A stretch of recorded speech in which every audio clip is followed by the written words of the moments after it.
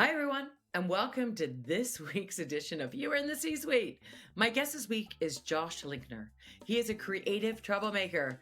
He has been the founder and CEO of 5 tech companies. He's an internationally recognized expert on innovation and is the author of 4 books on the subject, including the New York Times bestseller, Disciplined Dreaming and The Road to Reinvention. Josh is passionate about starting and building companies. He's a co-founder and managing partner of Muditā Venture Partners, an early-stage venture capital firm, and he is also one of the founders of Impact 11, which helps speakers develop their own careers.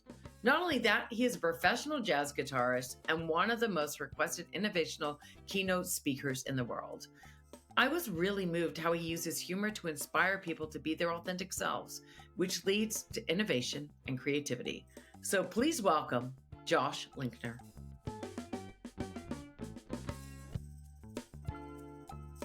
Hello, Josh, and welcome to the C-Suite. How are you? I'm great. Delighted to be with you today. Oh, I'm so happy that you agreed to do this because you're one of my entrepreneurial heroes. You have so much going on. It's pretty incredible. So we always like to start off Humor in the C-Suite by asking you, what is your favorite joke? Do you have one? Well, my favorite joke is I was thinking about that. It's a bit that Louis C.K. did for a while, and I know he's had some challenges. I won't get into that, but he did this bit where he's at a McDonald's and he sees some woman, yelling at her kid like, "You just can I have some French fries?" She like yells at the kid, and he's like, "Well, what do you mean, mother?" But then he's like, "Well, gets into the thing about being a parent and how kids ask why, and they keep asking why until your head's going to explode."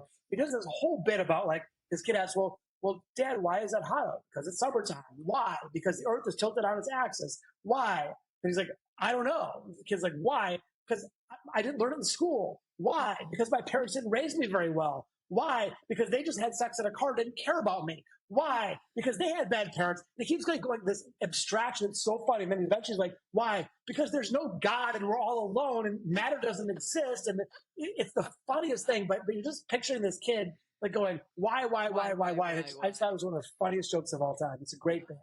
Oh my gosh, I love that. And yes, with everything that's gone on with him, he is a great comic.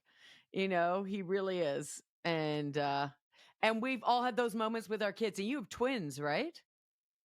I do have 2 older kids, 26 and 24, Noah and Chloe, but I also have 7-year-old twins, Avi and Talia, who are really cool and really sweet. And also sometimes I think they're part of the MS-13 gang. I think Talia's like fashioning her toothbrush into a shiv or something.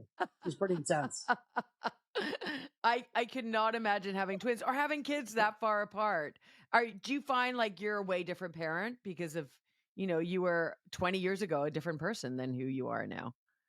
Way different parent. We were all way different people than we were 20 years ago. And also, I'm Tia is the love of my life, and she's an incredible mom. And so, I'm very, very lucky. It took me 2 times around to get it right, but it's looking pretty good. You and me both, buddy. And do you find, because you are involved in so many different projects, do you find that using humor as a leader to so many people help or hinder you? I think humor is one of the most important and least used tactics in professional life. And I think it's such a cool thing that you're kind of focused on that. I read a book on humor in the corporate world and how it disarms people. They say if you're laughing, you're learning. How people they light up. It does this physiologically. And so it's fun. I just read this book and I tried it with a client. It was a guy's like senior executive at a big bank, and he reached out to me for some like consulting thing, and I just started having fun with him. And somehow we landed on this notion of more cowbell, like that SNL thing with more cowbell. Yes.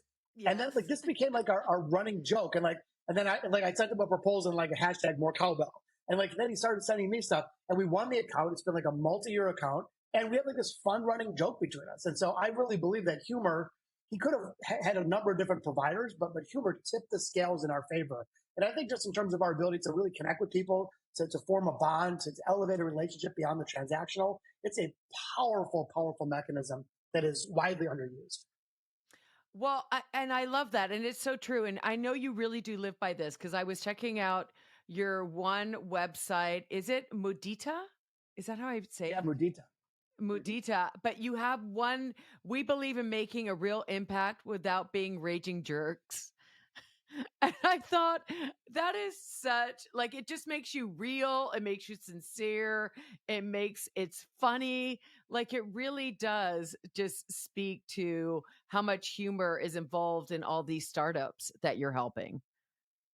Thank you. And I think so too, by the way. And we have a deep craving for humor and connection, and it's very often underdeveloped. Furthermore, I think it can be a wonderful competitive differentiator. If every bank looks the same, but one bank is funny, like that's going to stand out. And actually, by the way, there was a bank that was really funny. Uh, there was this bank, and this guy comes out, and basically they were like the bank that told the truth always, like honest banking. And so they're like, it's like, hi, I'm an actor. This bank told me to say that they paid me $6,000 to tell you how great our checking policies are. And like, it was actually really funny. And they use humor to differentiate themselves, and they won very big. So I think it's not only a nice thing to do, and it's a heartfelt thing to do. It really can be a competitive advantage. Absolutely. It's so true. And I find that within the speaking industry for myself as well. Like there's so many heavy topics out there. And if you can throw in someone with a humorous topic in the middle of your conference, usually most people remember the funny anyway. And as you said, it really does help people learn at the same time. Do you find because I know like you're an incredible speaker, and I've seen you do what, 4 events in a day where you're taking helicopters and you're James Bond, basically. That's all I have to say. It's like, is he really doing this? But the thing that I think impacted me the most about that was just your humility in it all. You're just trying to get from one gig to the other. So you decided to film it and make fun of it. At the same time, it's just, it shows how much, you care about it. So do you find like when you're dealing with your startups or whether you're dealing with your speaking, are you using humor differently in those situations? Well, first of all, I think humility is an important characteristic. In fact, my biggest pet peeve is sort of arrogance and boastfulness, and that it just rubs me the wrong way. I'm sure most people, but humility certainly. Yeah, but yeah, I think humor is such an important thing, and I frankly need to do a better job with it. Like I probably underuse that as a skill, but it really can disarm a meeting. I'll be in some meeting with a bunch of serious people, and you'll make a joke, and it changes the whole tone of the meeting. And it's Yeah. funny. I used to be partners with a guy who's a billionaire, and he there's this other so there's 3 of us, me, little b, like this billionaire dude. There's one guy sort of in between the economic ladder, and this other guy was kind of serious, and he actually was sort of a devout. I'm Jewish. He was Jewish, but he was he was kosher. He kept kosher, so he didn't eat like bacon and stuff. So the billionaire guy was really fond of pranks. So one time we're staying at a fancy hotel for some business thing, and this guy is like, I haven't got my sleep. He like went to bed early. So the guy does a prank where he calls room service, and he says like, hey, listen, I would need a first shift, like 5 a.m. I need a big breakfast. And so he fills out the card. It's like extra bacon and tons of ham, and I need pork sausage because of course you can't eat any of these things. And then he's like, and by the way, my hearing is a little bad. So when you come to the room, please knock really loud to announce yourself. Doesn't matter if it says do not disturb. Now it's a lot, like really knock. So the grumpy guy's like laying in his bed. It's like 5 a.m. Room service is pounding on the door, banging, Mr. So he finally opens the door. He's all like, what the heck is going on? The guy wheels in like a whole cart of fried pig stuff. And like, I thought it was very funny. And it certainly disarmed the relationship. And we all got a good laugh out of it. Yeah. Well, that's it, right? It does disarm people and brings people closer together. There's nothing worse than someone taking themselves too seriously because then people don't feel like they can be themselves at work, or bring their authentic selves to work so often. So do you find like when you're dealing with all your startups and those companies, speaking aside, do you find it helps with team building? I really do. I really do. Because I think we all tend to put our guard up a little bit at work in professional settings, and we have to present like, oh, we're infallible and we're bulletproof and all that stuff. And humor, by definition, takes that edge off. And I find it to be not only a wonderful icebreaker, but really a relationship builder. And when you're laughing with somebody, you're bonding with them, and you've got a reference point. And so even if it's playful humor, or like whatever, I just find that to be really good. And I don't think I'm a master at it, by the way. I'm not, and you're an expert in this. I'm not, but I do see it as a really valuable asset and one that can be cultivated across probably any type of business relationship. Yeah, absolutely. And you know what? There are so many ways to bring humor into the workplace. Google will put up different names of in all their boardrooms that are really funny to, sort of say to everyone, oh, our office does, we like jokes here. We like funny. We don't take ourselves too seriously. I know some really great speakers who aren't that funny, but they'll use funny memes and, slides in their keynote to bring that humor into what they're saying. So I think there's lots of different ways, whether, we're really not talking about telling the next best joke. We're really talking about not taking ourselves so seriously and bringing that to all the aspects. And just, looking at that website, I was just like, oh, they get it. They're not taking themselves so seriously, but all the startups are serious. They're feeding the planet. They're helping people, they're helping, and it's all so, technology driven. Do you find that the technology side is way different than the human side? Yeah, it probably is really different, especially as AI continues to evolve. And actually, humor is one of the few things that we can really that really is human. And I think it's another way to sort of live in this world that's highly technical, but still preserve humanity. I think it's a really important thing. And by the way, then you're like, okay, do I have to be really funny? What if I'm not a funny person? And I don't consider myself an especially funny person, but I read recently that, humor is really more about, observing things and being more authentic to who you are, like you said, a little self-deprecating or whatever. So I think that the concern is, oh gosh, if I'm not as funny as Jerry Seinfeld or Ellen DeGeneres, will that work for me as a tool? And I think you don't have to be at Netflix grade comedian to use humor in an effective manner. Oh, absolutely. And I think for a lot of leaders in the C suite, it's really, self-deprecating humor because you never want to punch down. You always want to punch up. But when you're at the top, it's, where are you going to punch up to your wife?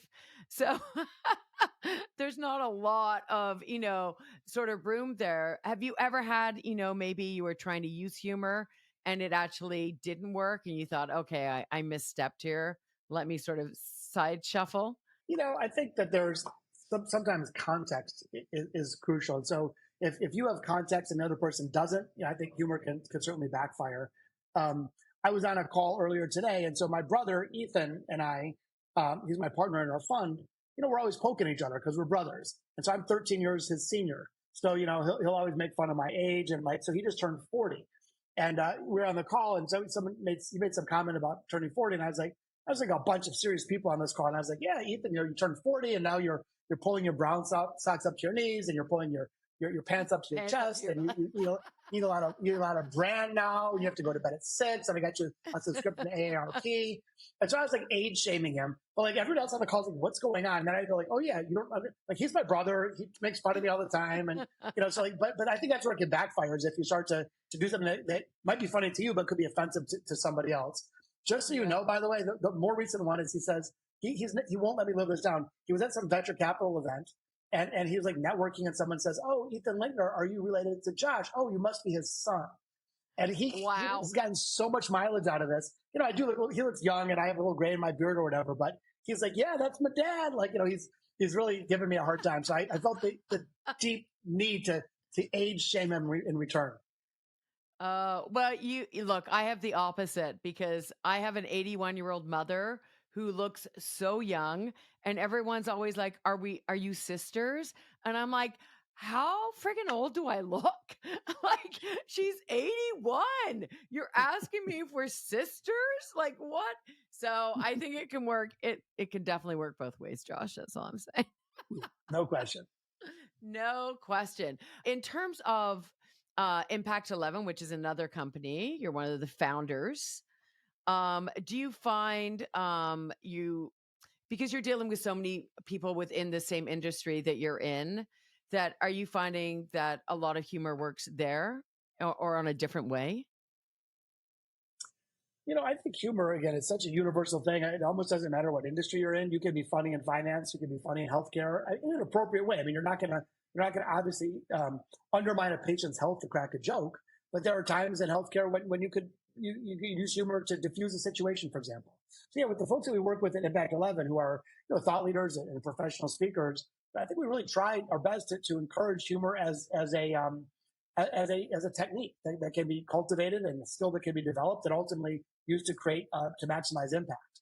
And as you know, I'm a musician, and I think of humor would be like a particular chord. As if all I did is play one chord and I never did anything else, it would become cumbersome. But if I thoughtfully and artistically weave that chord into other chords, then it can be magical. And I think humor is the same kind of thing. It's one form of human expression. And for me, in a great keynote would have a lot of forms of human expression. It might have humor. It might have something that's more touching. It might have something that's more intellectually provocative. But used sparingly and thoughtfully, I think it can make an event. And again, it's not only disarms you as the speaker, it disarms the audience and the host and everybody in between. And when people do open up, they learn a lot. I'm sure you've read the study, and I'm sure I'm going to get it wrong, but I heard that something like kids that are in kindergarten laugh like, 14 times an hour, and adults. It's like 300 times a day. Yeah, compared to about 15. It's pretty. When do we leave Never Neverland? You're just like, what happened to us? Yeah, it's so true. And I think that's a bit heartbreaking. And because, by the way, when kids are kids, like they're learning, they're creative, they're doing all the things that we want to do as adults. And so if humor is having such or lack of humor is having such a negative effect, maybe we try re-injecting the humor. Absolutely. I totally agree. I mean, I was always class clown, goofy kid, always getting into trouble. For me, it was reining it in. But I do think I know it does bring people together. And I do also find, like in workplaces, if you're having fun things, if you're doing team building events in the good times, when the serious times do come, you work better as a team. So yeah, I'll just add to that. I study human creativity, as you probably know, and innovation, and humor really does play an important role in that. And I've often reflected on this notion. So when you're a kid, you go out to play. When I do music, I play music. You do sports, you play sports. And then contrast the term play with work. And the term work almost implies that there should be no pleasure in it whatsoever. Don't ever crack a smile. You're merely trading your soul for money. And then we wonder why we have mediocre companies and mediocre ideas. And I almost think we should swap the word work with play. Like, hey, honey, I'm going out to play today. Like, yeah, why not? I mean, the word play just implies that you have some intrinsic value in it, that there's some fun, that you can smile every now and then. But I believe when we're playing through problems instead of working through problems, we actually do better work. Like, we have better output. And so I'm a big fan of injecting laughter and humor and play into just about every professional setting. I think that should be your next book. Instead of a workforce, we should have a play force. A play force, exactly. And and there was a study done. I forget where I read it, but it was all about CEO asked everyone to come up with, it was like an advertising agency, and they asked everyone to come up with the best ideas. And then they asked a bunch of people to come up, or the other half to come up with the worst ideas that they could possibly think of. And they found the worst ideas because there was no pressure or anything like that. They were actually able to be more creative and came up with better ideas than the people with all this pressure on them to come up with these incredible ideas.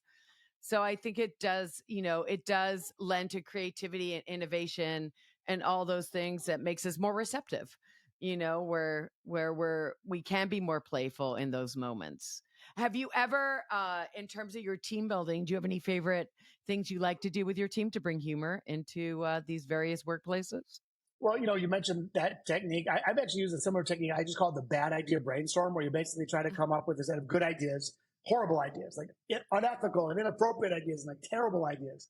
And after about a 10-minute sprint of just coming up with awful, horrendous ideas, then you just stop and say, okay, let's examine these bad ideas and say, is there like a legit flip that we could do? Can we take the essence of the idea and make it not inappropriate or illegal, make it appropriate? Yeah. But again, it does push the creative boundaries. There's no question about it. I've done things like taking teams to comedy events, which is really fun. A lot of times I'll play a comedy clip to spur people's thinking.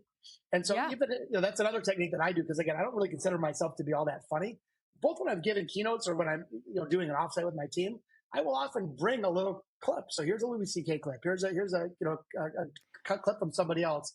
I just shared one in our Impact 11 community of Taylor Tomlinson.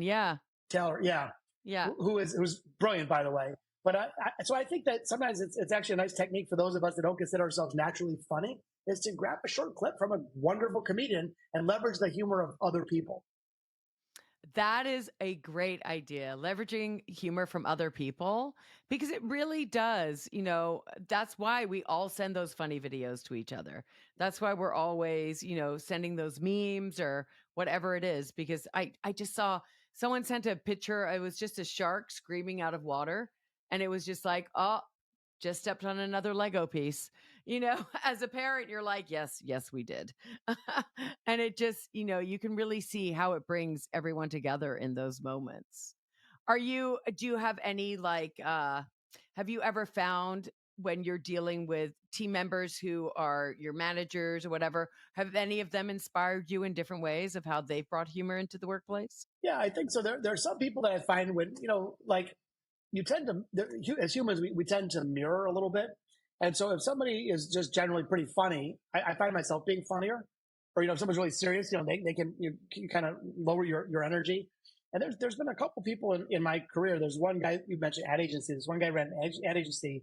And I wasn't like trying to outdo him or whatever, but just watching the way he thinks and the way he injected humor all the time, I really had a better time when I was with him because I started thinking that way myself. Or I know exactly I wasn't cracking jokes. I wasn't trying to copy him, but he changed the humor quotient in the room, and it made me feel great. And so I think that's another thing that we could think of as leaders is the impact that the humor has on others, and that we can help other people discover their own funny.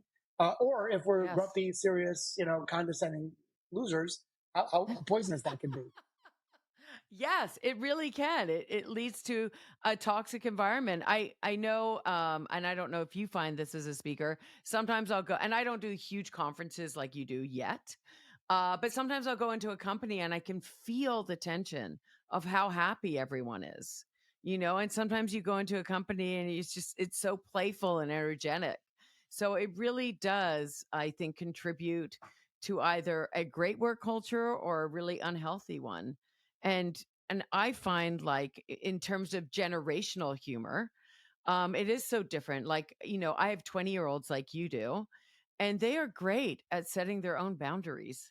I was just like, wow, I wish I had more of that when I was your age, because I really do come from a generation of people pleasing and like me. And here you have this entire generation of why should we work for you? So we're having to bring that lighthearted culture or that playfulness into the workplace. Totally agree. And by the way, you mentioned generational humor, and I'll just, one observation. Again, you know this more than I would, but I think there's different things that different generations find funny. And so if I watch like Don Rickles or, old comedians, I'm like, that's kind of dumb. It's not even funny. And when I watch even now old Saturday Night Live, which was brilliant in 1974, like the jokes that like you're like, what? It's not even that funny. But I also Yeah. find this. So my wife Tia is 13 years younger than I am. And there's some things that I find hysterically funny. And she's like, seriously? And then she'll show me something on TikTok that she thinks is like the funniest thing. I'm like, really? And I find that with my kids too. It's like my kids are one generation, younger, and they're like, what they find funny is different. So you're asking about like when could something backfire? If I Yeah. use the comedic style of Bob Hope, it's probably not going to land so well with Gen Zers. So I do think there is some accommodation that we need to do. It's sort of the know your audience thing, but there's definitely a truth to that. Absolutely. Yeah, and especially when you're in a boardroom with that many generations, or in a workplace, you're trying to accommodate all those. I find a great way to bring people together in terms of team bonding is make it a charity event because then everyone's feeling good and they're having fun, playing capture the flag or whatever it is. We all love all those games. I mean, the one thing I hated when I was a kid was I always got picked last for all the sports teams, but I was super funny. So it was always, and I know you're a professional musician as well, jazz musician. And I love that part because I find I love a lot of improv and, just sort of going with the flow when I'm doing just a comedy set anyway. At a club, I love chatting with people and having it go, in a totally different direction than I normally would. So do you find that playfulness you're able to bring in like you would playing jazz? Yeah, nothing's funnier than a jazz musician. Boy, it sounds like about the stiffest thing one could do. Oh, how snooty, a jazz musician. I No, kidding disagree. aside, I do think that the listening, situational awareness is one thing that comedians are great at, especially improv comedians. Adapting, building on what somebody else says. So there's that sort of co-creation, the riffing back and forth. I think jazz musicians are good at that, certainly, and comedians are great at it. And so, a lot of times, really decoding humor is fascinating. There's a guy who I work with. Again, helped him with a little bit of his speaking work, and he wrote a book on humor. And he has this thing called, I think he called it that humor gets to this thing called a benign violation. I don't know if you've heard that theory before. He literally was a professor in college humor. He had a laboratory of humor science and all that. And he defines humor as this notion of benign violation, where like it's something that shouldn't be in a set or shouldn't exist, but it's benign. It's not like so awful. It's something that shouldn't exist is a school shooting, but that's not funny. It's horrible. But if there's something like, you slip on a banana peel, nobody's killed, and that shouldn't happen. And so if you're telling a joke and there's like, you say this one thing and this second thing that feel like a set, and then the third thing that you say doesn't fit in the set at all, it's something completely off, then it's sort of funny, right. Benign violation. So I've been trying to think about that a little bit as I think about humor, maybe not being as instinctively funny. Is like, are there ways that you can craft humor in a way that sort of works for those of us that aren't as naturally gifted, for example, as you are? Yeah. And you know what? Really, there are techniques to anything, whether it's learning to read music or learning to tell a joke. Everything happens in threes. We have callbacks and tags and a whole sort of language we use as comics. But it's definitely like for what I do in terms of my keynotes, I like sprinkling it in. You're not going to see the joke coming. All of a sudden it's just going to be there. And I find when I been dealing with people in the workplace, the number one thing people say is, what do you want from your leader? Is they want them to sound like a regular person. You know, they want them to, I think people want more authenticity. And I believe humor can do that in terms of bringing everyone together and going, oh, I thought he was so scary, but he's actually this really funny, great guy who, if I do have a problem, I can actually say something. Yeah, one of my speaking heroes, unfortunately passed, was a guy named Sir Ken Robinson. He gave the keynote, Why Schools Kill Creativity. It's the number one talk. I love him. Yes. Love him. I got to know him personally. He's a wonderful person. I met his wife. I mean, he was a hero of mine. And, there's a perfect example. He was taking on a very serious topic, the poisonous nature of that rigid schooling is having on children's development. But because he interspersed humor in it, he brought to life in such a remarkable way. If that talk was without the humor, it wouldn't have 1 million, let alone 200 million views on 10. So I think that humor is a very effective way, especially to take serious topics and make them more palatable and more presentable. Yeah, no, absolutely. And would you have any advice you'd like to give other leaders on how they could bring humor into their workplaces? I don't have any tactical advice because I'm not an expert in humor, but just strong encouragement that it's an underutilized technique, or again, I think about like a chord voicing. It's part of your creative repertoire, and if you're going to be an artistic leader, you're going to use different types of emotion. Sometimes if you're thoughtful about it, you might need to use intensity. You might need to use urgency. Maybe you use something that's a little self-deprecating. And humor is one of those techniques that is an important one to consider, an important one to sort of build into your leadership vocabulary. Oh, absolutely.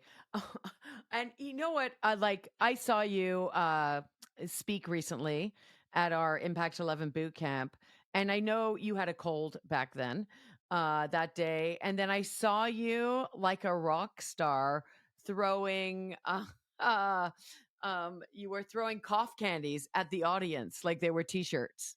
You're right. Does anyone need this cough candy? And people were raising their hands and you were whipping them at them. But you were making, a really difficult situation for you in that moment. And it ended up being this really funny moment because of, little things that you were doing like that. This is, I know what it's like when I go to speak and you don't feel like you really have your voice. And it's but you did 8 hours of that, and just those little moments of levity in a moment of gravity really I find really helped and just showed me that you can take those moments and go with the flow and not take yourself too seriously. Yeah, thank you for saying that. That just for those that weren't with me, I actually haven't lost my voice like that ever. My voice is really messed up at the time. I actually felt like every time I was speaking, it felt like I was eating a smoothie made of broken glass. Like it didn't feel good, but I had to deliver. As people came in, I had like a full day. And so I tried to use humor to diffuse it because I know it didn't feel good for me. I'm sure it didn't feel good for the audience either. So I kept making remarks like, yeah, it's really fun chain smoking Hall's Mentholyptus here today. I just tried to make fun of it. And but it does. I think it puts people at ease, and it takes the tension away from what was ordinarily an awkward moment. Yeah, no, absolutely. Well, it really did. And as I appreciated it, and I got a good cough candy. So there you go. Uh, and now, do you find in terms of your productivity with everything that you're working on, when you use those moments of levity within those environments, do you find that it helps with build trust and the actual team collaboration? I do. I think that humor forges relationships, and if you're laughing with somebody, you're bonding with that person, and at a real human level, not like it's some organizational chart level. And so, yeah, I really do. I think about my dear friends and partners at Impact 11, Seth Madison, Ryan Estes, Peter Sheehan, and I. We're the closest of friends, and part of it is because we're laughing like crazy all the time. We make fun of each other. We're always like there's always something going on, and when you're crying together because of laughter, you're bonding, you're connecting. And so it does, whether it's that deep of a relationship or with your colleague down the hall. I just feel that it's a way for people to connect, especially in a digital world where connection is rare. Absolutely. And he was making fun of you and your metaphors the other day, by the way. Peter was? So, yeah, because he's so analytical and he's like, but this guy just uses metaphors all the time. It really does. And you're all so different. Do you have any advice for someone starting new in the corporate environment and maybe they're afraid to bring humor into it? Like, are they, I mean, they're not all going to have you as a leader, but at the same time, do you feel like they can be themselves in that environment? Yeah, I think, anytime you have a new relationship, you get to set those boundaries. And so rather than, tiptoeing into it, and I'm not saying being foolish. I'm not saying you're being inappropriate. Of course not. But letting your personality come through out of the gate, I think is really smart. And I think it's a way to advance relationships. So you start to deepen them more quickly. You're going to get noticed more. And so to me, a lot of times people, when they think of something scary or risky, they're thinking like, if I try something new, it's going to be risky. Therefore, if I try nothing new, it's safe. And in my experience, now in 30 some years in businesses, that's the opposite, because people fail to think about the risk of not doing something. They think that doing nothing is safe, when that can actually be really risky. So let's say you're really funny at home, but you're all stiff at work. Well, what's the risk of that? Well, you could jack up relationships that would otherwise be great. You could miss a promotion. You could lose a client. I mean, like, there's a real risk in not doing that. Plus the intrinsic value of feeling like you're expressing yourself as who you are, not somebody who you're not. And so I just would encourage people that it might feel a little weird at first, but think about the risk of not doing that. And I think that's probably much more of a profound risk than a particular joke falling flat. Oh my gosh. I love that so much. Like for people coming up in the corporate environment when so much is riding on them, maybe they just finished, 8 years of school and all of a sudden, they're in that environment and they really want to make a great impression. Always being yourself. That's how you make a great impression.